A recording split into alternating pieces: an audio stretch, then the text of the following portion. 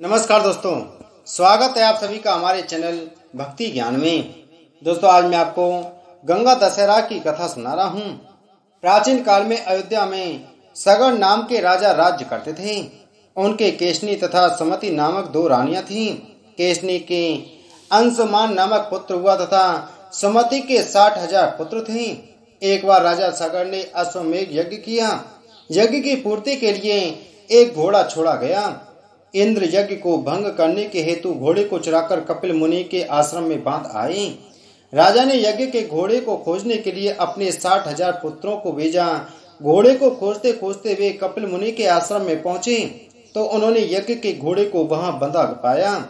उस समय कपिल मुनि तपस्या कर रहे थे।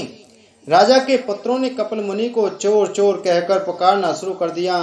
कपिल मुनि की समाधि टूट गई तथा राजा के सारे पुत्र कपिल मुनि की क्रोधाग्नि में जलकर भस्म हो गए। अंशुमान पिता की आज्ञा पाकर अपने भाइयों को खोजता हुआ जब मुनि के आश्रम में पहुंचा तो महात्मा गरुड़ ने उसके भाइयों को भस्म होने का सारा वृतांत कह सुनाया। गरुड़ जी ने अंशुमान को यह भी बताया कि यदि इनकी मुक्ति चाहते हो तो गंगा जी को स्वर्ग से धरती पर लाना होगा। इस समय अश्व को ले जाकर अपने पिता के यज्ञ को पूर्ण कराओ। इसके बाद गंगा को पृथ्वी पर लाने का कार्य करना। अंशुमान ने घोड़े सहित यज्ञ मंडप में पहुंचकर राजा सगर से सब वृतांत कह सुनाया। महाराज सगर की मृत्यु के पश्चात अंशुमान ने गंगा जी को पृथ्वी पर लाने के लिए तप किया, परंतु वह असफल रहे। इसके बाद उनके पुत्र दिलीप ने भी तपस्या की, परंतु वह भी असफल रहे। अंत में दिलीप के पुत्र भागीरथ ने गंगा जी को पृथ्वी पर लाने के लिए गोकर्ण तीर्थ में जाकर कठोर तपस्या की। तपस्या करते करते कई वर्ष बीत गए। तब ब्रह्मा जी प्रसन्न हुए तथा गंगा जी को पृथ्वी लोक पर जाने के लिए वरदान दिया। अब समस्या यह थी कि ब्रह्मा जी के कमंडल से छूटने के बाद गंगा के वेग को पृथ्वी पर कौन संभालेगा। ब्रह्मा जी ने बताया कि भूलोक में भगवान शंकर के अतिरिक्त और किसी में यह शक्ति नहीं है जो गंगा जी के वेग को संभाल सके। इसलिए उचित यह है कि गंगा का वेग संभालने के लिए भगवान शिव से अनुग्रह किया जाए। महाराज भागीरथ एक अंगूठे पर खड़े होकर भगवान शंकर की आराधना करने लगे। उनकी कठोर तपस्या से प्रसन्न होकर शिव जी गंगा को अपनी जटाओं में संभालने के लिए तैयार हो गए। गंगा जी जब देवलोक से पृथ्वी की ओर बढ़ी तो शिव जी ने गंगा जी की धारा को अपनी जटाओं में समेट लिया।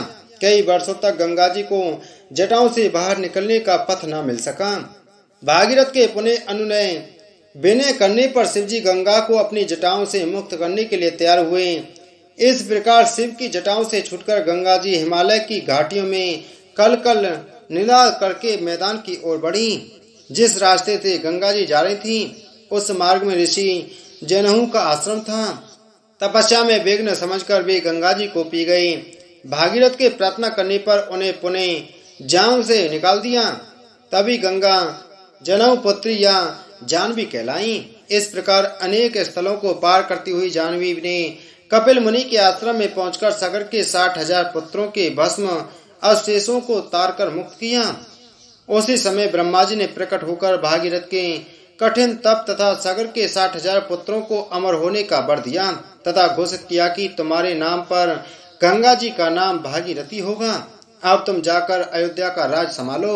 ऐसा कहकर ब्रह्मा जी अंतर्ध्यान हो गए। बोलो गंगा मैया की जय।